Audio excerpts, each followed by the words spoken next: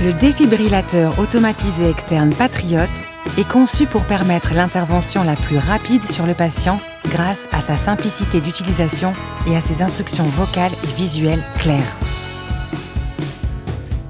Le DAE Patriot est doté d'un écran affichant des instructions claires et précises, en plus de son assistance vocale tout au long du processus.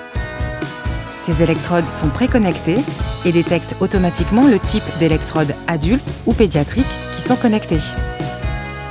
Comment utiliser le défibrillateur automatisé externe Patriot? Si vous trouvez une personne gisant, inconsciente, vérifiez d'abord que vous, les personnes qui vous entourent et le patient êtes en sécurité. Puis, vérifiez que la victime est consciente en la secouant doucement. Le patient ne répond pas ou ne réagit pas. Mettez le patient sur le dos et soulevez son menton vers l'arrière pour dégager ses voies respiratoires.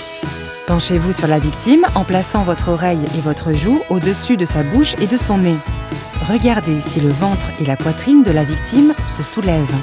Écoutez d'éventuels sons provoqués par sa respiration ou sentez un flux d'air à l'expiration. Si le patient ne respire pas, réalisez immédiatement les actions de la chaîne de survie. Alerter, masser, défibriller.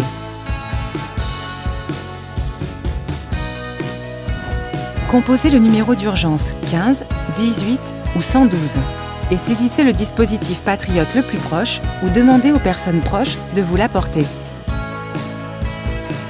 Appuyez sur le bouton On/Off de votre appareil et suivez les instructions vocales et visuelles. Assurez-vous d'avoir appelé les secours. Retirez les vêtements du patient et dégagez sa poitrine. Retirez les électrodes du sachet et enlevez les protections des électrodes. Placez les électrodes exactement comme indiqué sur le schéma.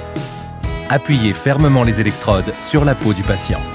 Une fois les électrodes bien positionnées sur le patient, le défibrillateur Patriot va lancer automatiquement une analyse ECG de la victime. Impossible de se tromper. C'est le DAE qui prend la décision d'administrer ou non un choc à la victime. Ne touchez pas le patient au cours de cette analyse. Ne touchez pas le patient. Le rythme cardiaque est en train d'être analysé. L'appareil délivrera un message vocal et visuel sur son écran si l'électrochoc est nécessaire et va automatiquement préparer le choc. Le choc est recommandé. Ne touchez pas le patient. Le choc est en train d'être préparé. Maintenant, pressez le bouton rouge pour le choc. Le choc a été délivré. Vous pouvez maintenant toucher le patient.